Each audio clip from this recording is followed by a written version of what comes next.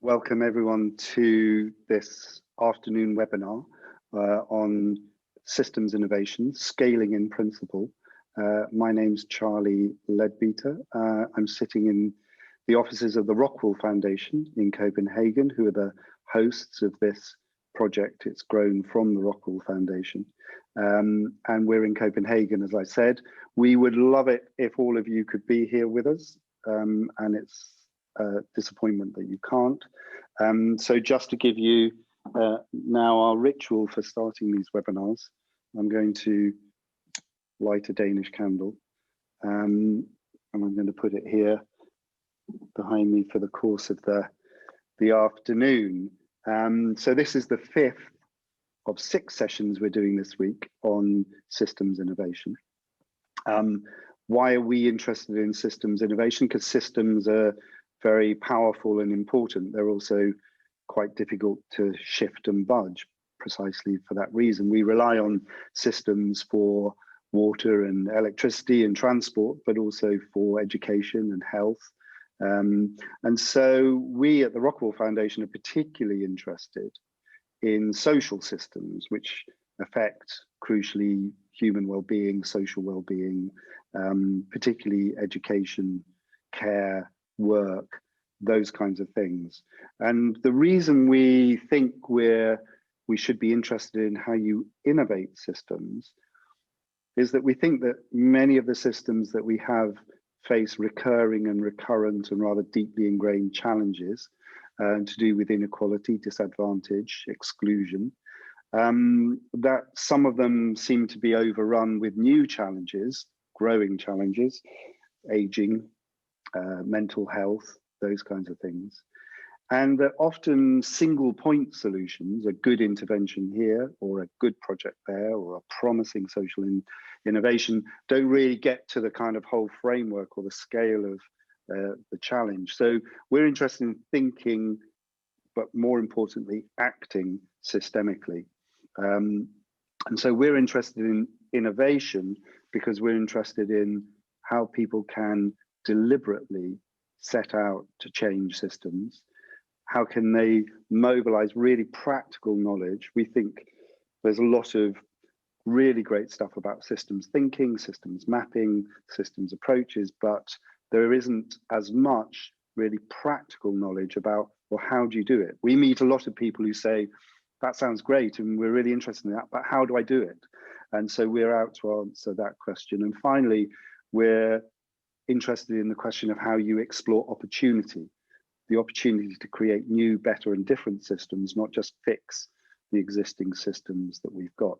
And today we're going to have a discussion which really is about focusing on these questions from the lens, through the lens of the eyes of frontline teams.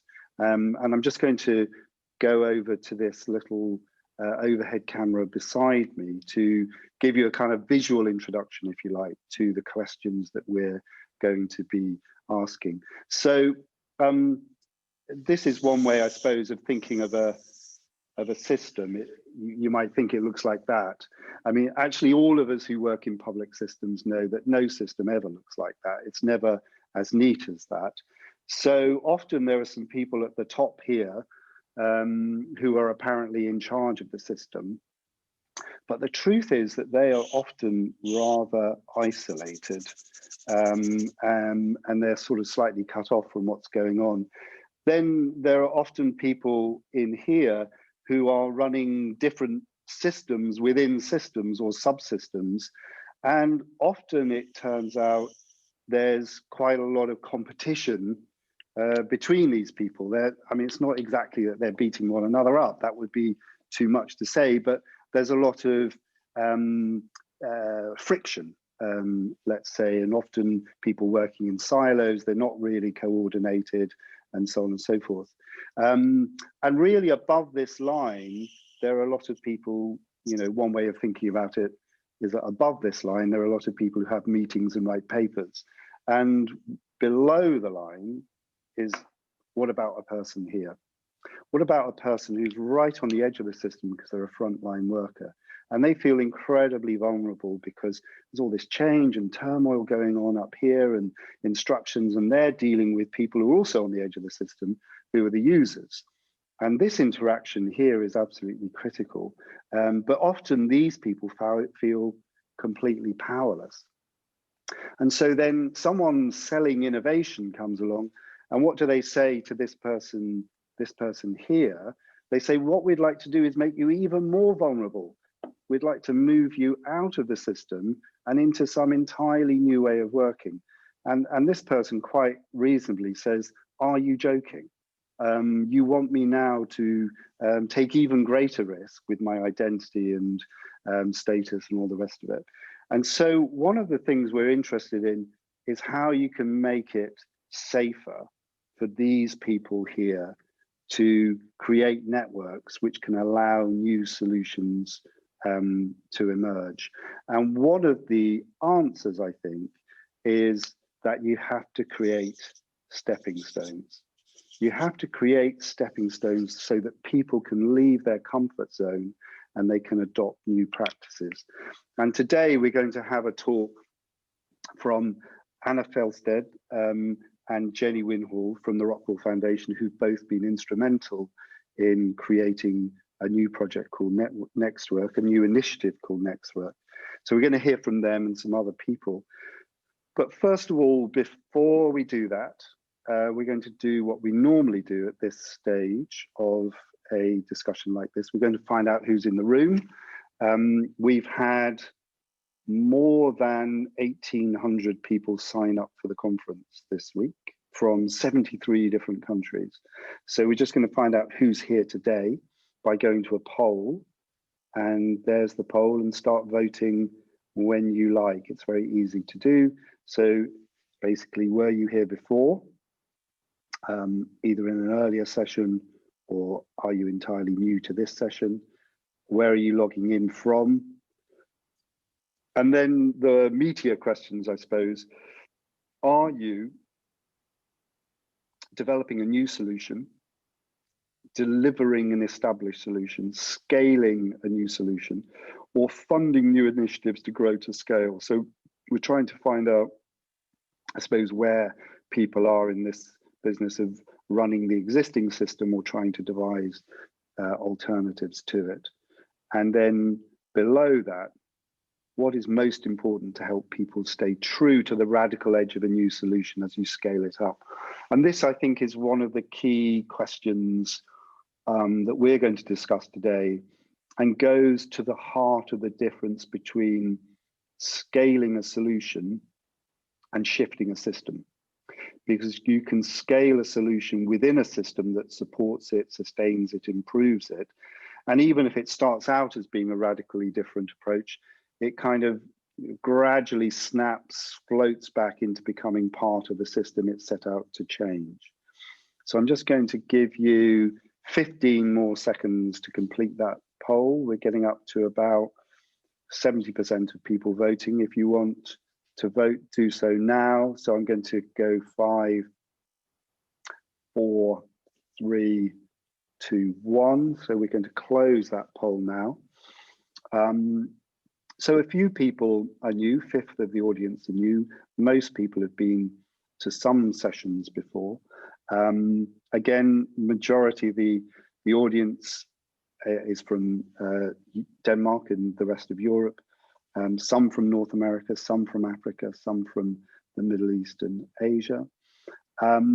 Most people, quite a large majority really, are developing new solutions. So they're interested, I guess, in how to develop new solutions which could work with, for, and yet change established public services. And as far as what's the most important way to stay true to the underlying principles and radical edge, having a strong and communicating a strong vision is important. Having the right local leadership is particularly important, but overwhelmingly, people think it's about culture and practice, and that will feed right into our discussion today. So before we get to that discussion, we can take that poll down. just a couple of things about how you can interact with us. This is a Zoom webinar, so in a webinar, don't use the chat function to interact. Use the Q&A function. You can see it in the bottom right-hand corner. And Johannes, our colleague Johannes, is running that today. Johannes, do you want to just quickly tell us how that works? Yes, thank you. We've had, I think, some great experiences in the Q&A going through the week now. You can post questions in the Q&A and they can be answered as well. So you're all allowed to answer questions. We can engage there, we can comment, and you can upvote with the little thumbs up there if there's a comment that you find particularly interesting. Later in the session, we will then take some of these questions and feed them back into the discussion, the live discussion. Great, thanks, Johannes. So we'll be coming back to Johannes later for a question and answer session where he will be relaying questions that you have put into that channel. We've got joining us from Mexico City a great graphic recorder called Riley. We won't see Riley, but we will see her work. And so here is her canvas as she starts, and we'll drop back in to visit Riley and see what she's come up with in the course of today. You will get a digital version of that drawing with an email tomorrow morning, which will give you links to the recording of this session and a mass of other material which is on our site. And there are other ways to interact. You can interact on social media. You can find the links in the chat. And we've got a thing called a Padlet. The Padlet is like a kind of bulletin board, very simple bulletin board. And you can post reflections and comments on it. And it's like a shared bulletin board space. So do use that. And often that will remain open after the session is finished. And often I find I have my most interesting thoughts about conferences about 6 hours after they've finished. So if you want to do that, please do that. And so without further ado, I'll take us to our main acts, who are Jennie and Anna. Jennie Winhall, who I've known and worked with for a long time, is Director of Social Innovation at the Rockwell Foundation. And Anna Fjeldsted is the Chief Psychologist at the Rockwell Foundation. So Anna, Jennie, welcome. You've worked together intensely and creatively for a while now. So Jennie, could you start by just explaining what you saw in the work that Anna does and what you thought was so interesting and valuable about it? Definitely. So Charlie, as you said, you and I have worked together for a long time, and most of my work over the last, 10 or 15 years has been about trying to build new kinds of ventures that can also shift the system at the same time as you're growing them. And so this question of, how do you scale up and shift the system at the same time is something that I've been thinking about over those many years, because obviously the first thing is that it's extremely hard to scale anything. And as you rightly said, when you do scale it, what often happens is that your very promising radical idea slowly gets to look more and more like the system that you started out trying to change. So I guess what that means is that I'm interested in not so much how you scale a product or a service, but what it means to scale a very different way of operating that itself sets out a new trajectory, builds out the infrastructure, if you like, for something new to happen, and kind of pulls the existing system along towards it. So years ago, you and I, Charlie, worked with Hilary Cottam to develop new kinds of public services. We were really pushing the agenda on like shifting some of the deep principles that the welfare state sits on. And we did that in two ways. So sometimes we were building services as new social enterprises, sitting outside delivery organizations.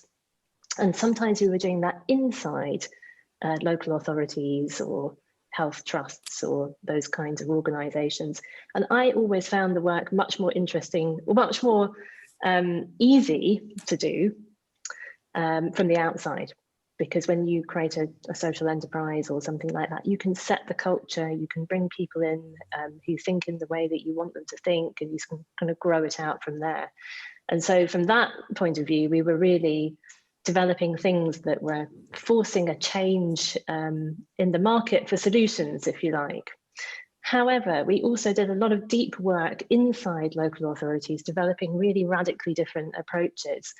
And that was much more difficult because, of course, when you're doing that, you're basically doing two things. You're trying to develop a new approach, and you're trying to understand like where it's coming up against the current system and what is it you've got to do to make that work well. So the way we started that work was to really prototype and develop and model things with the citizens we were working with and with the frontline staff who were part of the services around them, in a process of discovery. So we were discovering what was possible together. So a real strong sense that something very different was possible, and everybody was part of having that feeling. And then the difficult bit came always at that next level of scale. So how do you move from the team that's done that development work to the next few locations?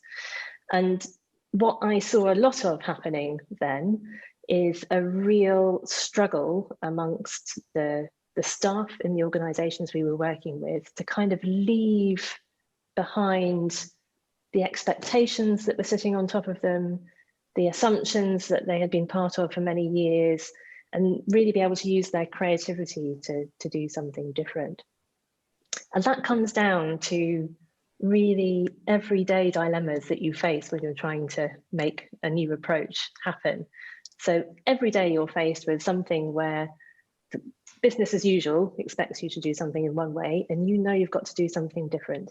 So it's all very well for us to create programs and descriptions and blueprints, but really it comes down to what that person does in that moment faced with that dilemma.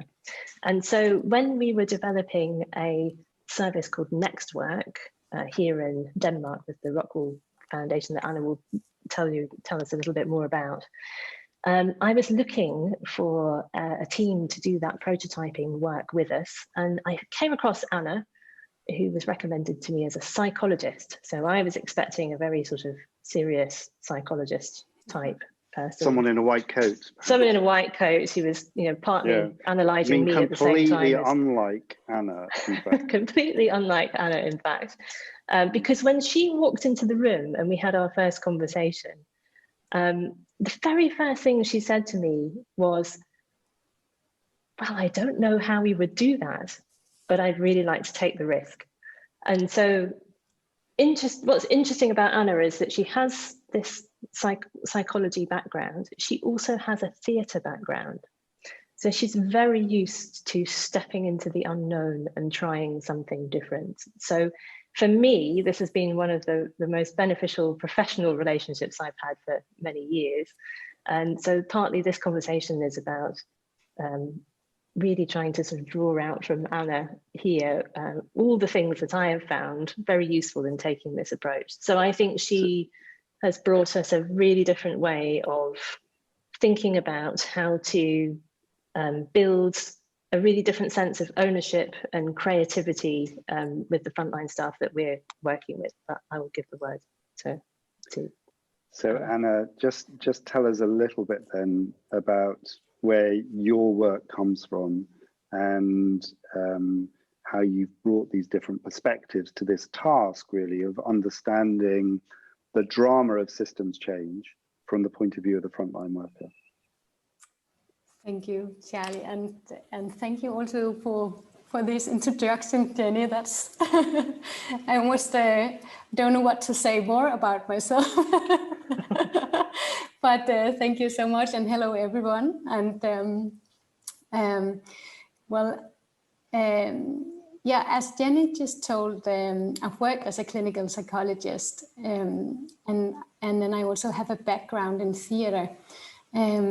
so I think that it's that mixture that has given me this interest in framing opportunities for creativity on the edge of systems, as you put it before, Charlie, and also how this actually provides possibilities for challenging dominant narratives and forming new identities. So I'm very interested in what it takes to work in the front, doing system change from inside a system. I think of it as quite a dance there on the edge, and it's a place of tension where you have to meet the demands from a system and at the same time risk to do things differently without knowing if it's working. And in a way, you have to defend it while exploring it. So importantly, this is to see frontline work not as a delivery task. Frontline workers are central to creating better solutions. It's a creative interaction, often with the users and other people. So tell us a little bit then, you've both mentioned next work, what the mystery was in next work, the challenge you were trying to address and the opportunity you opened up. Yeah, well, we developed next work as a response to a systemic challenge. So we saw that there was a small but consistent group of Danish young people out of work and education, and it has proved very difficult to address this challenge. So what we found was that the dominant narrative in the system, in a way that is, you could say that is that young people are not prepared for job or education. So if you think of them as not being prepared, then the solution for them is to overcome personal barriers, to clarify the situation and their minds so that they can be prepared, right? And these solutions, they call for specific actions. So they call for individual meetings between young people and a caseworker. And in these meetings, the caseworker is responsible for figuring out what young people needs and activate services, sometimes match them to an internship. And in that, really trying to prevent failure for these young people. So it's kind of a huge task, right, to have. And in these meetings and in this relationship, the young people is responsible for kind of reforming himself to fit to the system and clarify what he wants. And for both the caseworker and for the young person, this is quite an overwhelming task. And it's also quite a narrow opportunity space. And then they're quite alone with figuring that out.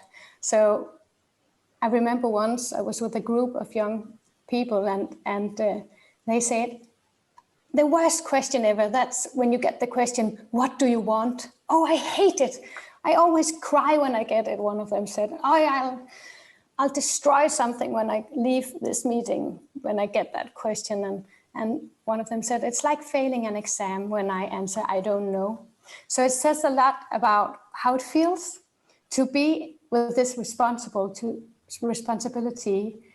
standing there, having to figure out what you want. And overcome your own personal barriers. So you found, just to be clear then, perhaps we can go back to this overhead camera that we started with, that this relationship here between the frontline worker and the person they were trying to help, this relationship at the bottom, it was one of, in a way, mutual frustration and being overwhelmed. And so in a way, then presumably what you had to do was to allow them to find a way to reframe their relationship and reframe what they were trying to do and to kind of move it into a different kind of space. So what did you do then? Yeah, because we could see it was almost like a cycle of individuals feeling as failures, right? So we have to break that cycle in a way and see it as actually a response to a systemic challenge. so what we saw some opportunities in establishing an active network. So instead of individual meetings, where both of them were kind of standing alone with a huge responsibility, we created a network, networks where a group of young people build relationships with a network of companies, and where young people through that network got to choose companies that they'd like to work with, and where they could share some work experiences with each other. Working together in these networks, we saw it as an opportunity for both young people and companies to experience new opportunities to contribute to society and actually form new work identities, you could say. So two really important things then. The first is you see it as a three-way thing, not just a two-way thing, because the companies are involved. The second is everyone has to have a network, the workers, the companies, and the young people. And the really big thing that you brought in at the end there is that you shift it from being about finding a job, what do you want to do, to how can you develop a work identity that's your real work identity. So tell us a little bit about what that means, that idea of work identity, because that seems absolutely critical. It is. Well, I think it also marks a shift from thinking of these young people as going through some kind of linear personal development, where they at some times they are proved ready to go out to the job market or to an education. Like that's the old logic that we have to prepare them and then they have to prove readiness. So instead, we actually think so maybe the problem is not, or the challenge is not that they are not ready. Maybe we have to see the problem as they are actually lacking concrete work experiences and lacking a sense of themselves as being able to work. So that's a whole other way of thinking about the challenge. Right. And if that's the challenge, then the solution should also be to, not the solution, but then we can meet that challenge by saying, so can we give them concrete work experiences? Can we also get them a network of relevant others to share these experiences with? Because that's how you build a new sense of yourself or a new identity. So, but you're turning what is often seen as a sort of specific problem, here's a person with a problem, let's find a solution, into what Alet Mansky in an earlier session would have said, a mystery. What is your work identity? And the mystery kind of opens it out into a much more interesting set of questions. Jennie, I'm just wondering if you want to come in at this point, because I think there's an important connection between the work that Anna's been describing and your parallel work on systems innovation and the role of the 4 keys, as we call it, in unlocking systems innovation. And then after that, we need to move on to just so you can explain in more detail, I suppose, the underlying principles of the model that you and Anna have developed. But Great. Go ahead. Thank you, Charlie. Yes, so as Anna says, this challenge that we've been working with youth, young people who are not in educational work, it's a very systemic challenge. So it's been there for 20 years, we've seen the same proportion of young people and no change. So you'll notice that when Anna is talking about the kinds of things that we have done to form Next Work, they actually mirror the 4 keys that if you've been with us on Monday and throughout the week, you'll know that we're talking about. So we've been talking about power, purpose, resource flows, and relationships. And so in Next Work, what Anna's doing when she's shifting that focus from preparing young people in the abstract, making them jump through lots of hoops to prove that they're ready, before they're allowed anywhere near any kind of workplace. She's shifting that logic and that assumption and saying, well, the purpose of this system should really be to build a thriving community of young people and companies but know each other, and where young people are able to develop an identity as a working person. So we're really changing or building that shift in purpose at the heart of what Next Work does. Now, of course, the other thing we were doing is trying to increase the resources that were available to make that work. So in Next Work, we build a network of companies, and often that's made up of many, many small companies. So before we started this, we could see that the job centres were mostly working with large companies where they could give young people sort of mass placements and training schemes, that kind of thing. And actually this very enormous sort of long tail, if you like, of companies, small and medium-sized companies, which are good places for the young people that we're working with to be part of, just weren't part of that system. But by creating a network of companies so that the teams inside the job centres are interacting with a network who jointly has a responsibility for lifting up those young people and bringing them into work, then we're suddenly opening up this enormous pot of resource there that's coming in. But of course, what that does is it means that you are shifting the power. So you're shifting the power to the young people and the companies. So one of the interesting things about Next Work is that there are more companies than there are young people. So it's really the young people who are choosing who it is they want to work with. And that relationship is what's driving how the service works. And of course, when you put that in place, what then happens is that the frontline teams who are helping to support Next Work to happen, they're in a very, very different relationship. So they're no longer in a relationship where they have a caseload of young people that they have to broker individual relationships with company managers, or they have to know everything about their problems. Suddenly they're in a role of having to facilitate this network to grow and to thrive. So it's a very, very different role. And so when we developed Next Work as a service, Anna and I went through and we laid out these shifts and we made them very clear. These are the things that need to happen. And we built an enormous blueprint of the service that had every single detail in it of how you run this and how does it happen and what roles do people play. And of course, we'd done that with the team in Roskilde that we had developed the service with.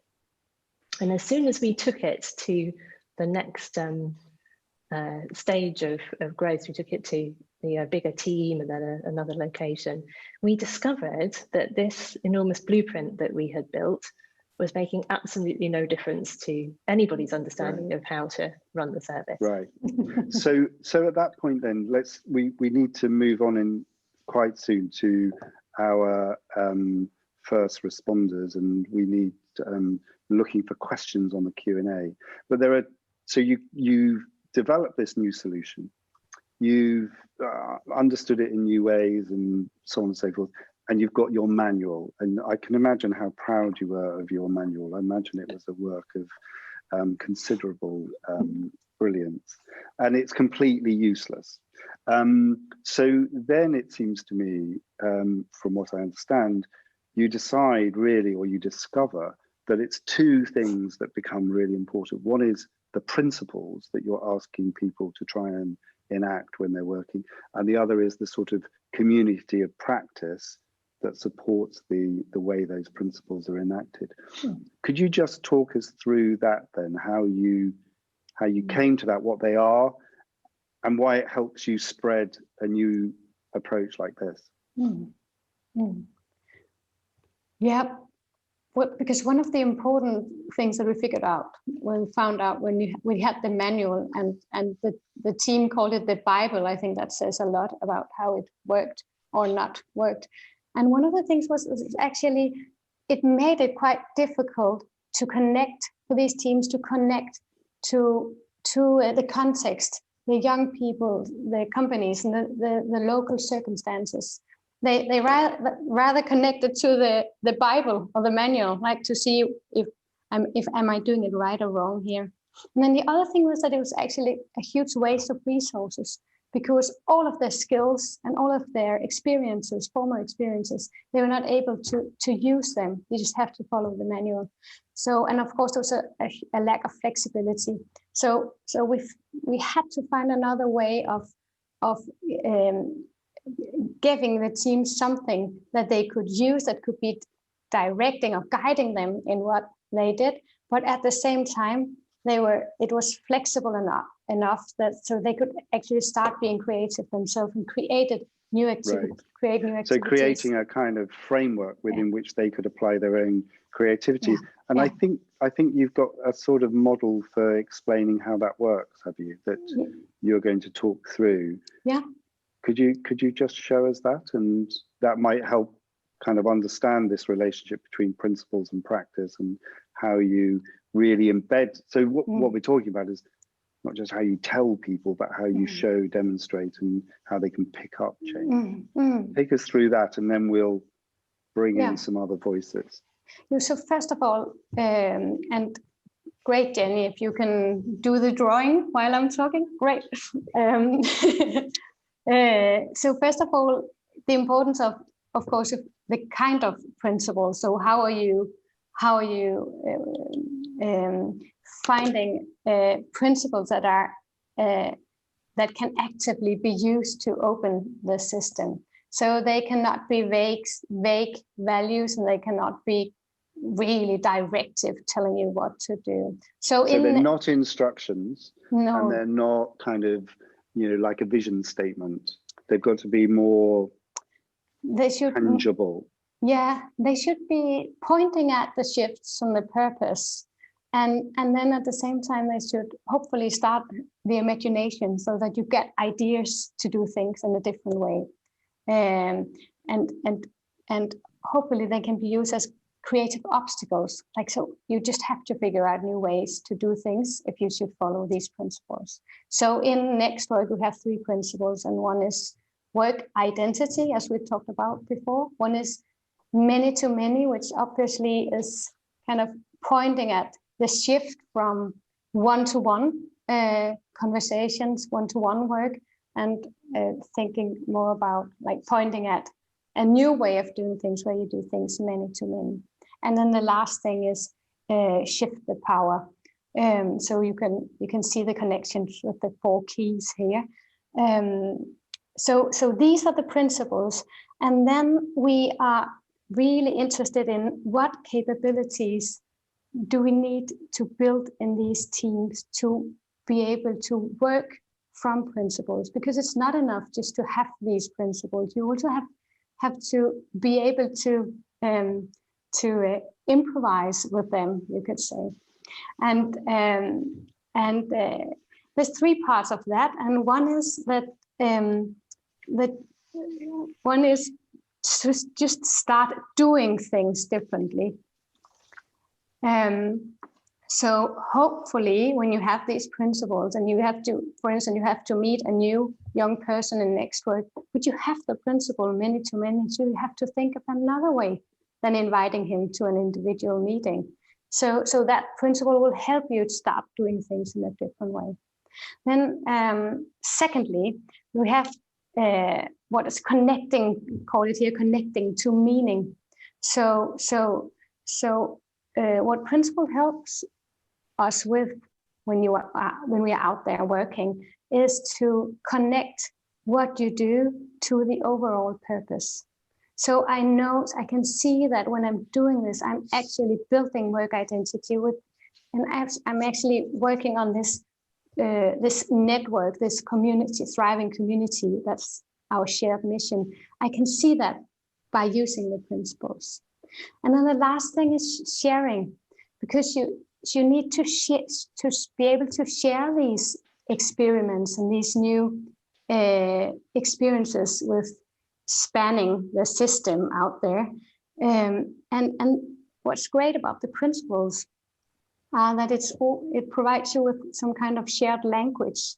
So when you share what you're doing, you can say, well, I tried this new way of having this meeting, and I thought what was really strong here was that we really shifted the power in this way, or that we we talked about work in this new way. I think it had to do with, it really expressed some work identity. So in a way, the principles can create connections between doing and the meaning that you connect to it, but also what you get this shared language, so you can share what you do, and then by having a kind of community of praxis, which we've built with these teams. So all over Denmark now, there's 5 teams meeting in this community of practice where they're sharing what they do using this shared language and are really meeting around this shared mission. So that's how this principled approach works. So, and I guess these are principles that run through the initiative. They're not just for the staff, they're for the whole initiative. They're principles that you follow acting, whether you're an employer or a company or a young person as well. And one of the things we found, I think, in these discussions is that it's not just about new approaches to the needs of users, it's about new approaches to work. These relationships are very importantly reciprocal. So just a quick reminder that the Q&A button is there. I think we've posted some more questions in there. More questions are coming in, but we're keen to get more. And at that point, we're going to take a quick look at our graphic recorder, Riley, and what she's been up to, and the kind of image that she's creating. There we have it.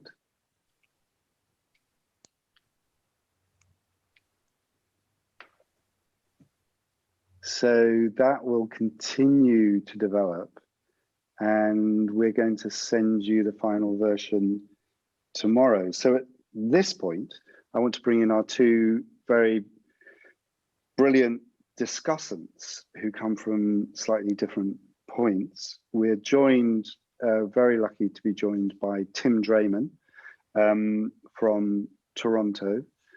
Tim will be well known to many people. He was absolutely central to the 10-year Social Innovation Generation Program sponsored and created by the McConnell Foundation, where he was an advisor. He's been an advisor to many initiatives of this kind. And Helene Bækmark, who is Deputy CEO of Ranas Municipality, which is just near Aarhus. So actually, Helene, I'm just going to come to you first. Quick reflections, questions, because you've spent some of your career dealing with these very topics of how you create change in cultures and communities as well as organizations. You're muted. There you go. Thank you, Charlie. And it's been very interesting to listen to Anna and Jennie's conversation about next work.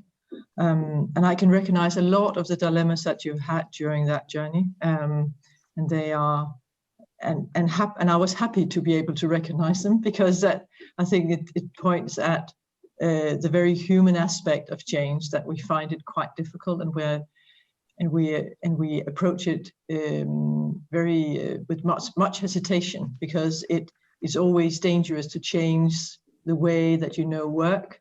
So we have to be careful when we step into that, even though it's quite exciting to do it.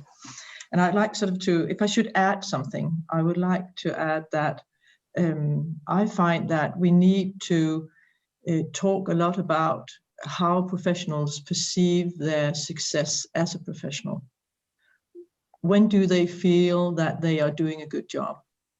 And that has, of course, to do with how leadership evaluates their work, but it also has to do with sort of the embedded picture or imagination, or sort of thinking about when you are a success as a professional. So you need to be able to work with that, or need to shape that perception while working with change. And one of the most memorable experiences I had on that was when I was in the municipality of Odense, where we we built sort of a hall of simulation where the professionals were able to train and try out the new roles that they were to adopt before they really had to do it in real life in their work hours.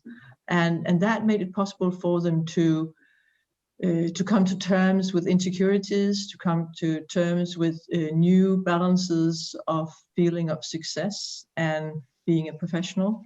And it made it possible for them to evaluate, when I do this or that, how do you think about it? How should I change a little bit here and there in order to make it possible for you and me to work together in the new way? And that was very helpful, and I think that was sort of that bridged fear and safety, so to speak, and it was very helpful. So those are really interesting thoughts. It's very interesting at the end you bridged fear and safety, because there is a sort of, those issues of identity get to a sense of vulnerability that people can feel, that change is going to take away something that's very important for them. And I think this sense that Anna and Jennie are talking about is that you're talking about trying to change work identity for the young person, but at the same time, it's about the identity of the frontline worker and trying to encourage them into a new and productive relationship. Tim, you've advised many people who've been in this position. They've got a promising initiative and they're trying to get it taken up. What have you heard that's interested you in answering that question? Well, first of all, thank you so much, Charlie, to be able to be here. I think this festival is a really wonderful way to dive into and unwrap some of the insights around how we scale social innovation. And I guess I really appreciate the green paper that you and Jennie worked on, and how you kind of built past Frank Giel's to kind of create the whole notion of the washing machine, and how you saw that as where all these different niche innovations kind of reaching different higher levels from micro, meso to macro are kind of helping to catalyze the creation of solutions. And I realized in this discussion this morning and listening to you interviewing Anna in the separate video, that most of us have experience that's been limited to working with what Anna calls fire souls. You know, our heroic social entrepreneur who's been absolutely great at defining some new entry point into coming up with a solution. And they just have that tenacity to push it forward.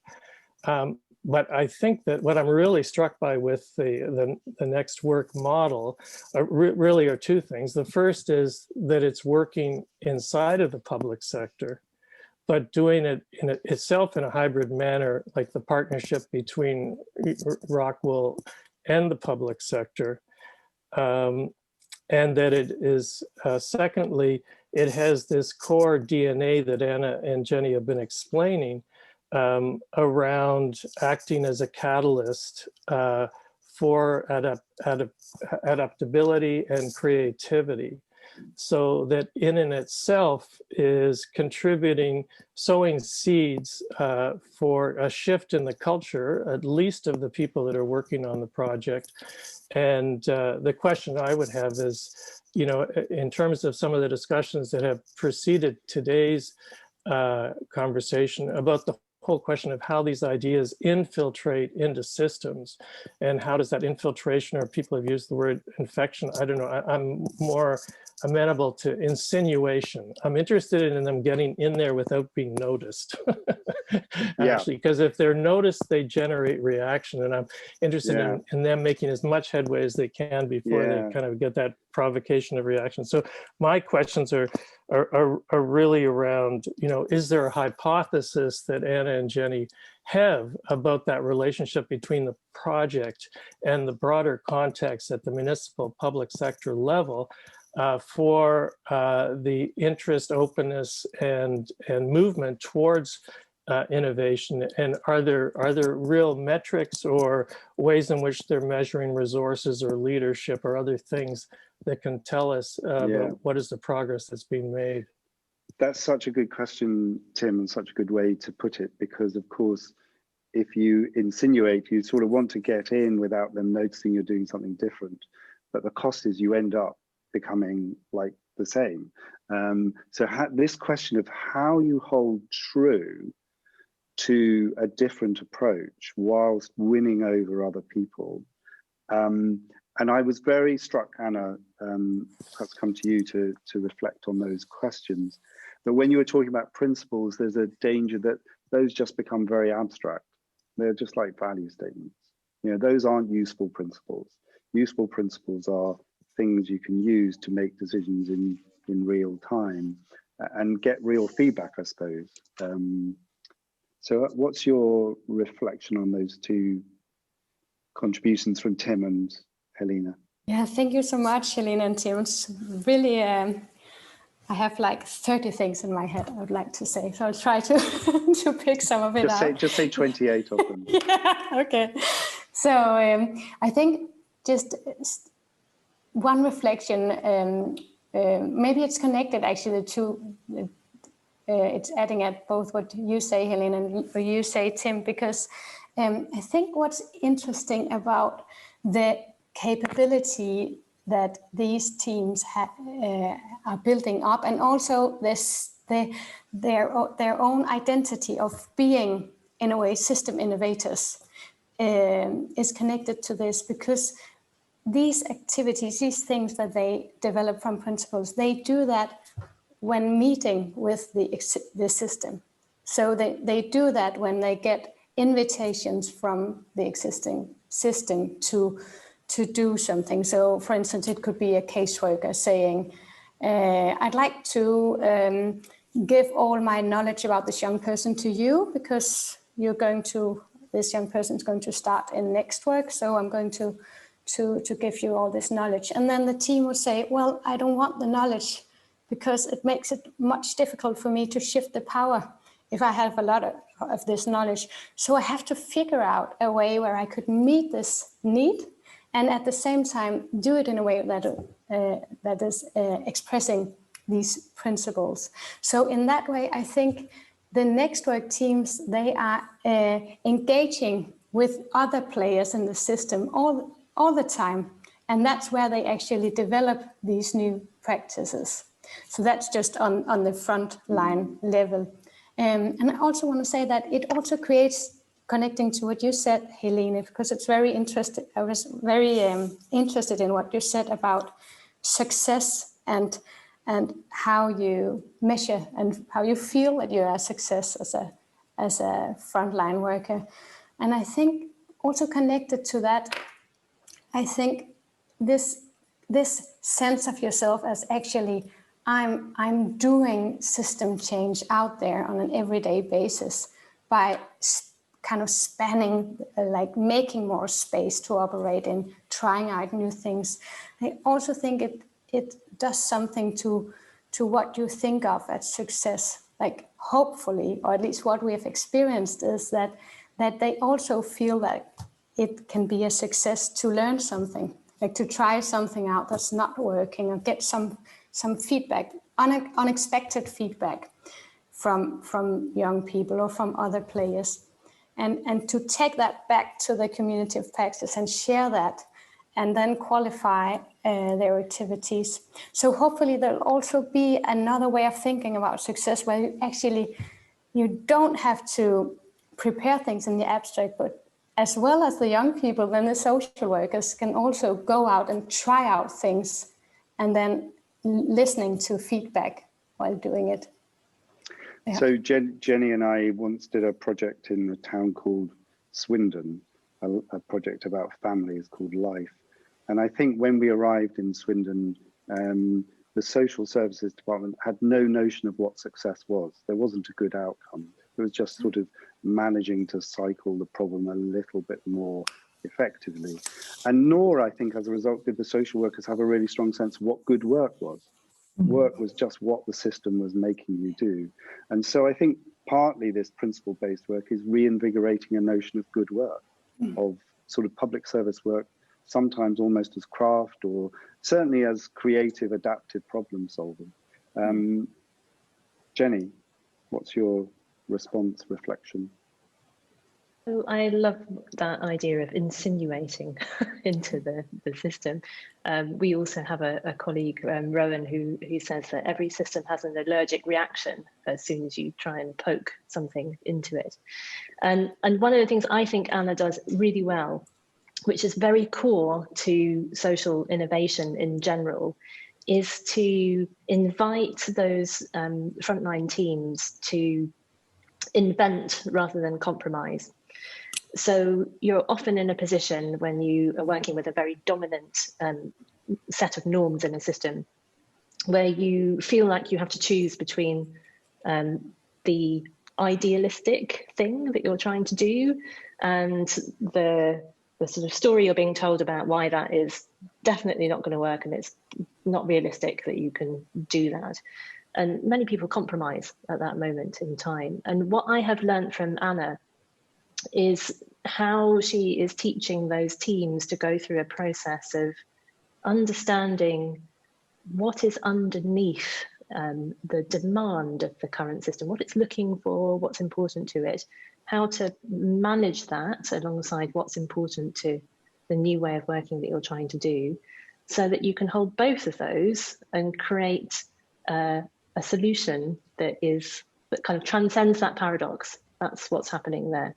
So you move forward in that way. So you're constantly bringing things that look in complete opposition together and moving forward. So Anna could probably give a few examples of what that looks like in practice. And I suppose the last thing I'd say is that, Helene, your point about giving teams room to experiment in a sort of safe space, I would actually say that this is one of the things where we notice our principles helping us in all different levels of operating when we're running Next Work. Because of course, what we would think about that is that if we want to shift away from preparing young people in the abstract, we should also shift away from preparing our frontline teams in the abstract. So we would be trying to bring them into situations in which they immediately have the opportunity to do something in real life and bring that identity or build up that identity together. But I'll hand it back to Anna. Exactly. And what you said something really important, Helene, about feeling safe or secure enough to do that. And I think that's where the community of praxis, that's what helps them. So in a way, like we gather the young people together and the companies together, we also want to gather the frontline workers and the leaders and like all players in Next Work, so that they can have the feeling of a shared responsibility. So even though something went wrong, then it's still a useful learning into this shared this common community.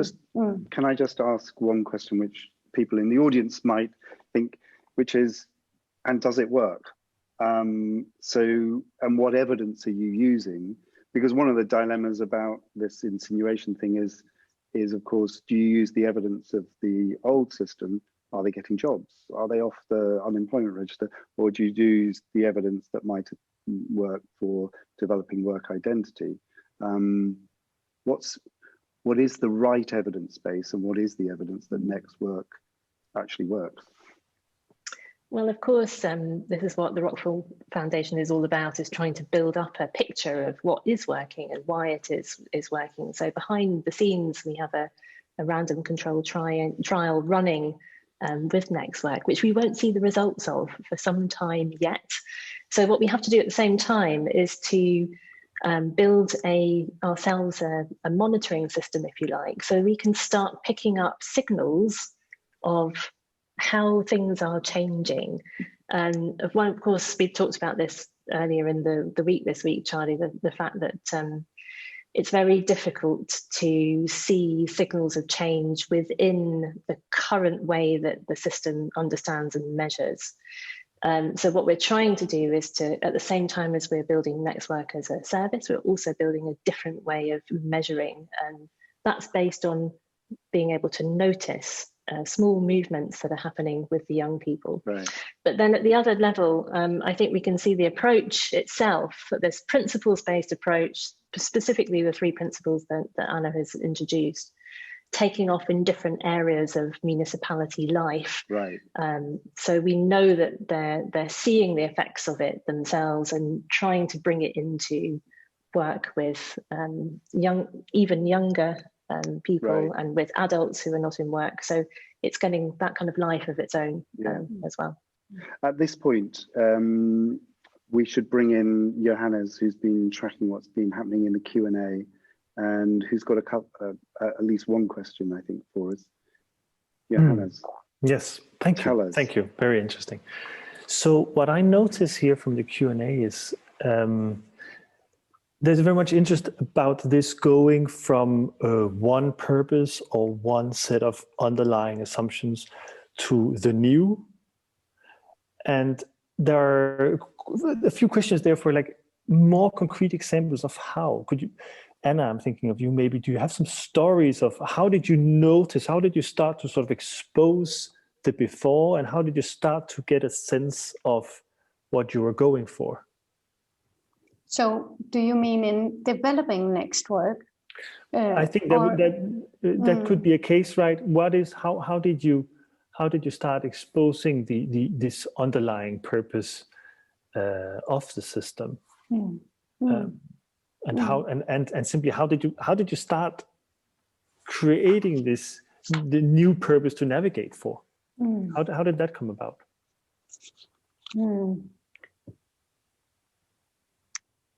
Well, in a way, I like to get back to Albert Mansky's way of talking about challenges as mysteries, because it's a bit like that, right? You go out and you see, for instance, the example I gave earlier, you see a social worker really trying to put the young person in lead, saying, what do you want? And just whatever you can, I can help you. And then on the other hand, you see the young people saying, this is the worst question ever. It feels like an exam and I want to destroy something. And it's kind of a mystery.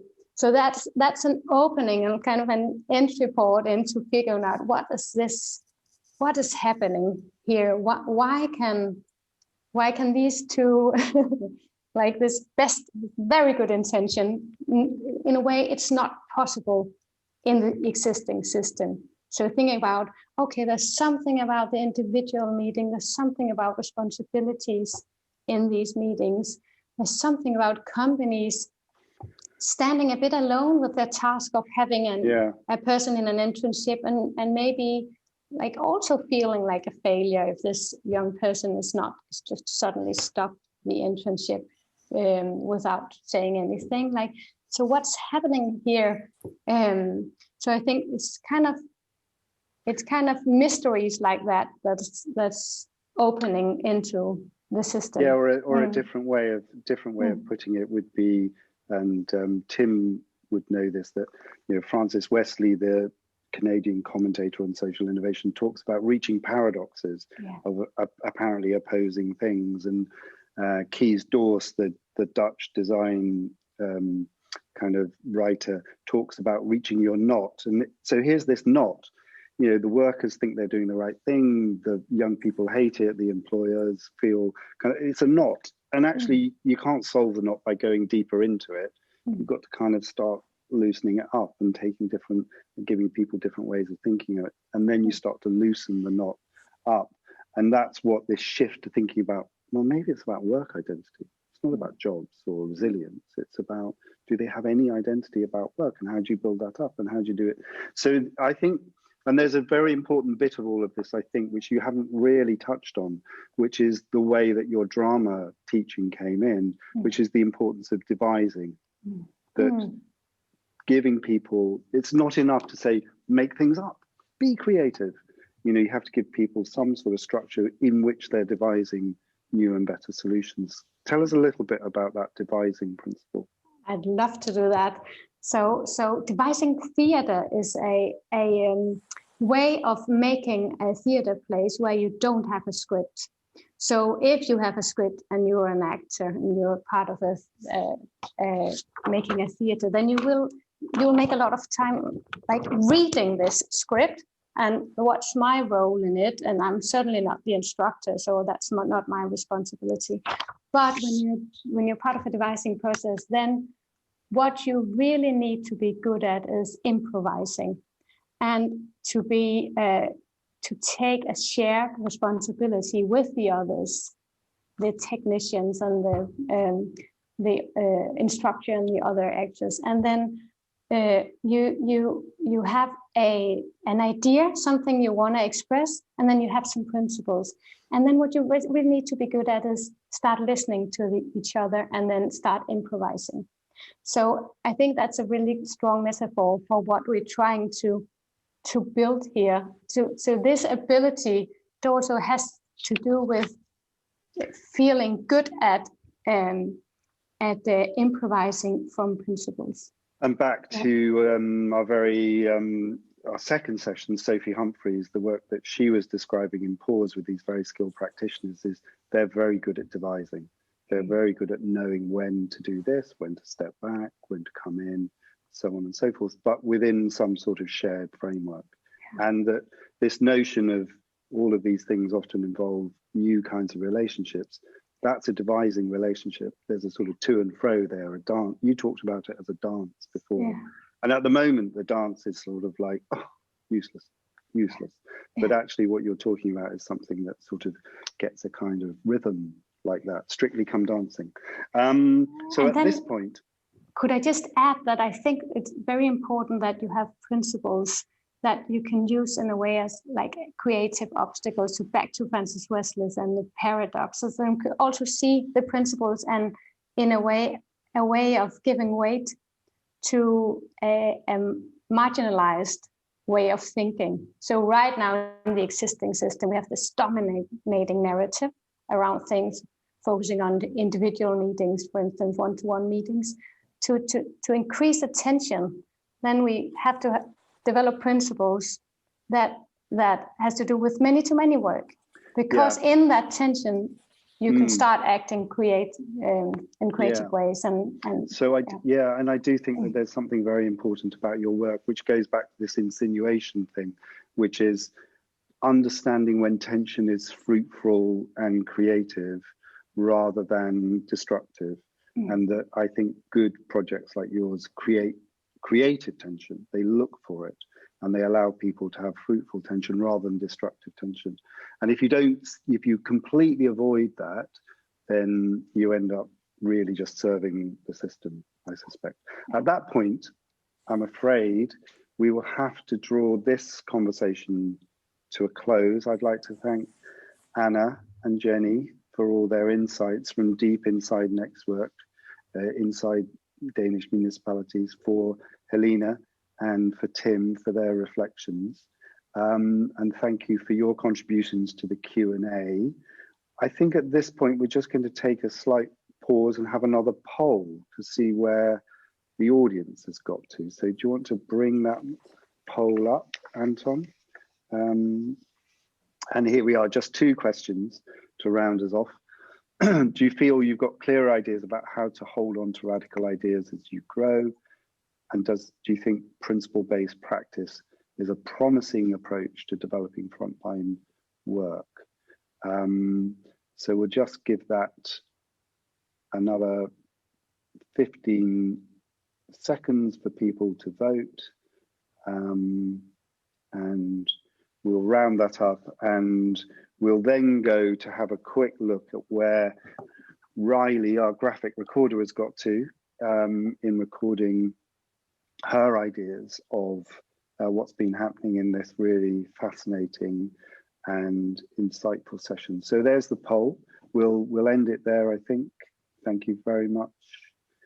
And so 85% think that they've got clearer ideas. That's pretty good. Well done, Anna and Jennie. And there's obviously a lot of interest in this principles-based approach. So that's really good. And I think there's a strong interest amongst people in trying to continue this conversation, and we're keen to do that as well.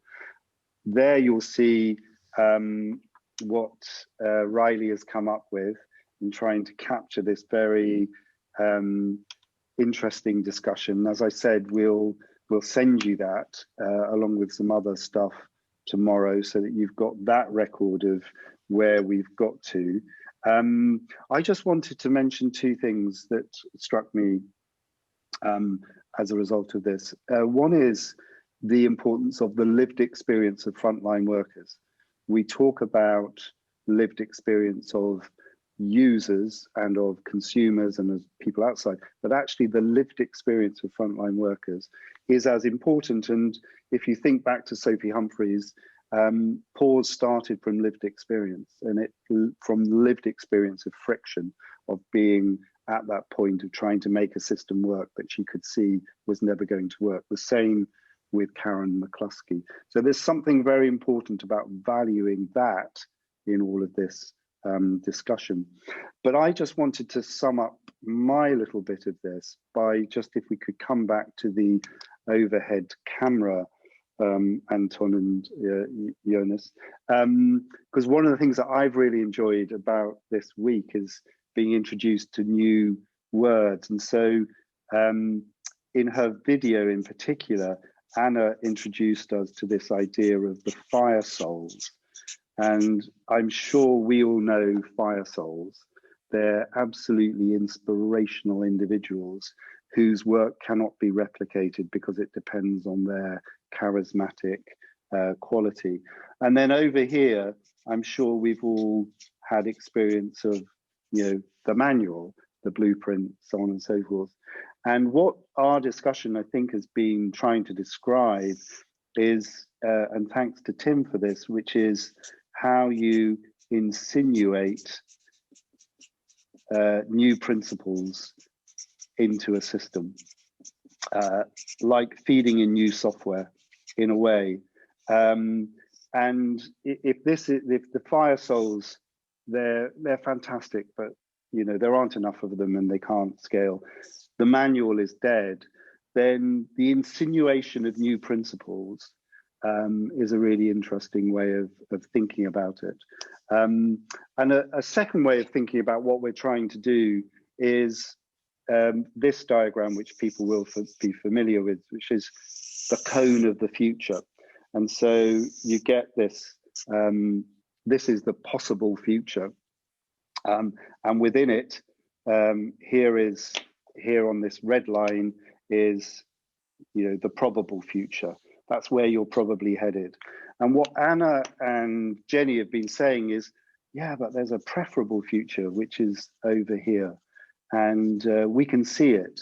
And I suppose what the frontline workers are saying, who are on this line down here, they're saying, well, we know that you can tell us that that line is there, but that is a big leap.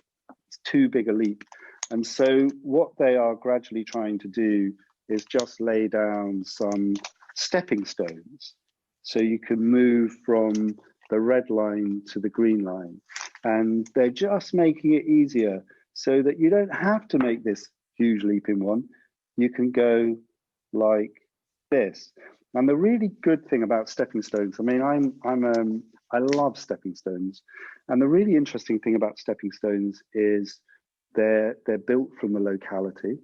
They sit in the flow of the river, so they're shaped by the river, and they are by and large perfectly modulated, so you can step from one to one. They're not too close, they're not too far. And I think what this process is about is trying to create those stepping stones. So that's it from me. We are back tomorrow. We have an absolutely amazing closing session tomorrow with the completely inspirational Sanya Nishtal from Pakistan, who will be telling the story of how in Pakistan they created from scratch a welfare system to help 15 million of the poorest people in the midst of the COVID pandemic. We've recorded an interview with her, and we've got great discussants, Ania Chowdhury from Bangladesh and Christian Besson from the Danish Design Council. Please join us then. I am going to hand over to Helene to close us out this great discussion this afternoon. Helene. Thank you, Charlie. And thank you, Tim and Helene, for joining us and commenting on our next work initiative. and also Charlie for drawing the picture of the stepping stones.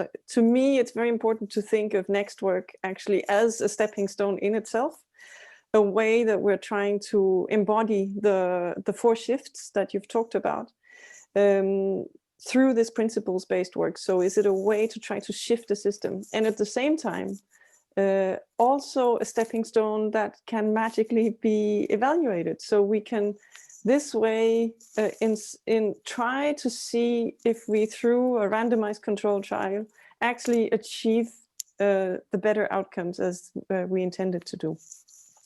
So although you can't do randomized control trial evaluations of systems innovation on the macro scale, we can do it at this local level. And I think it's very important that we bring along the evidence, because it could be that it's the wrong stepping stone and we would need to change the direction of the way that we're shifting the system. And it's important also to be humble enough to realize that learning might be necessary.